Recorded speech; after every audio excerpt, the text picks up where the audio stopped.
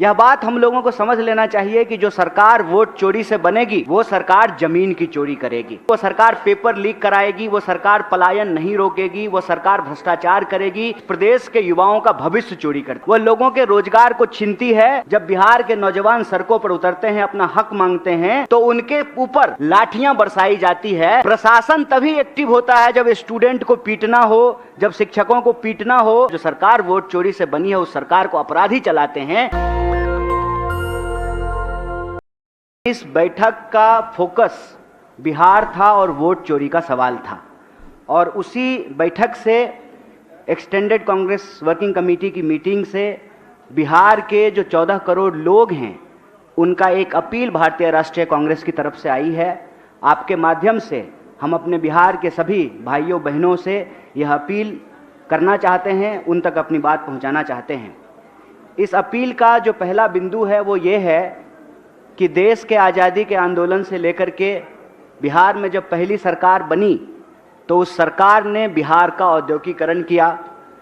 यहाँ पर एशिया का सबसे बड़ा रेल यार्ड कारखाना खुला, उर्वरक के कारखाने खुले, रिफाइनरी खुला, थर्मल पावर प्लांट लगा, 33 से ज़्यादा चीनी मिल की स्थापना हुई, विश्वविद्यालय स्थापित हुए, मेडिकल कॉलेज की स्थापना हुई।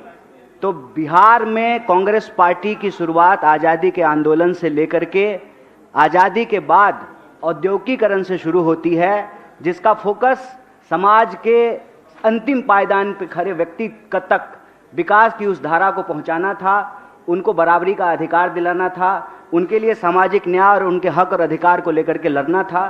यही हमारी लोकतंत्र की मूल आत्मा है।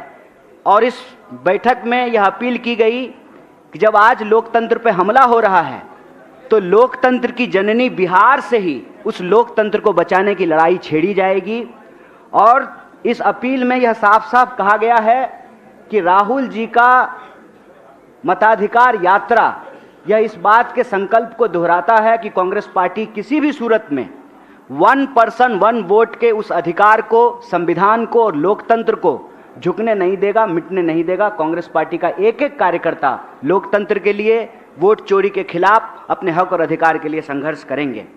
यह बात हम लोगों को समझ लेना चाहिए कि जो सरकार वोट चोरी से बनेगी वो सरकार जमीन की चोरी करेगी।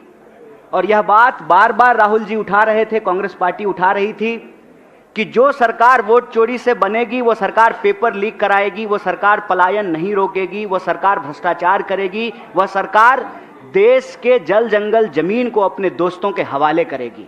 और ये देखने को मिला कि कैसे यह वोट चोरी से बनी सरकार जमीन चोर भी है।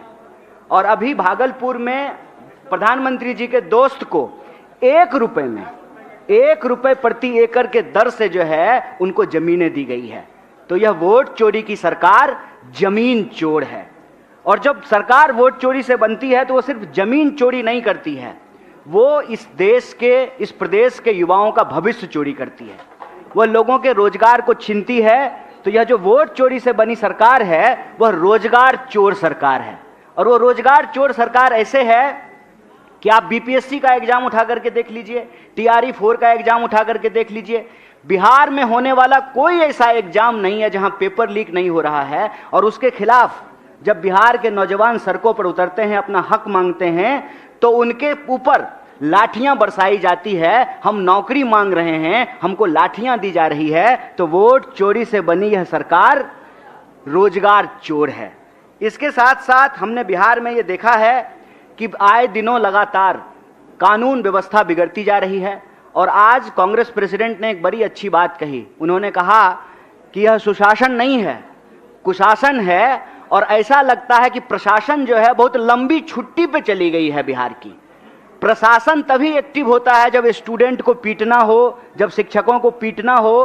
प्रशासन तभी एक्टिव होती है जब शराब माफिया से, भ्रष्टाचार में पैसा वसूलना हो। इस प्रदेश का शासन और प्रशासन जो है वो लंबे समय के लिए छुट्टी पे चला गया है। इसीलिए वोट चोरी से बनी हुई सरकार अपराधियों के संरक्षण से चलती है। जो सरकार वोट चोरी से बनी है उस सरकार को अपराधी चलाते हैं। इसीलिए बिहार की हालत यह है कि आज मानसून में जितना पानी नहीं बरसा उससे ज़्यादा गोलियां बरसी हैं। तो वोट चोरी से बनी हुई सरकार लोगों के शासन, प्रशासन और सुशासन के अधिकार की भी चोरी करती है। तो यह जो अपील है। आज कांग्रेस वर्किंग कमेटी ने बिहार के मतदाताओं के नाम जारी किया है। हम उसके एक एक बिंदु को डिटेल से नहीं बोल रहे हैं, संक्षेप में आपके बीच में रखा है। यह अपील आप तमाम मीडिया के साथियों को मिल जाएगा और हमारा आपसे निवेदन है कि बिहार के हक की इस लड़ाई में, संविधान बचाने की इस लड़ाई में, वोट चोरी को रोकने के लिए और लोगों की नौकरी के लिए, पलायन को रोकने के लिए, भागीदारी के लिए इस मुहिम में हमारा साथ दीजिए। बहुत बहुत शुक्रिया, बहुत बहुत धन्यवाद। दस्तक की आपसे गुजारिश है कि अगर इसको बचाना चाहते हैं तो नेशनल दस्तक को सब्सक्राइब करने के लिए रेड कलर के सब्सक्राइब बटन को दबाएं, फिर बेल आइकन की घंटी दबाएं। नेशनल दस्तक को बचाने के लिए बहुत जरूरी है कि हर खबर को शेयर करें, लाइक करें, कमेंट जरूर करें।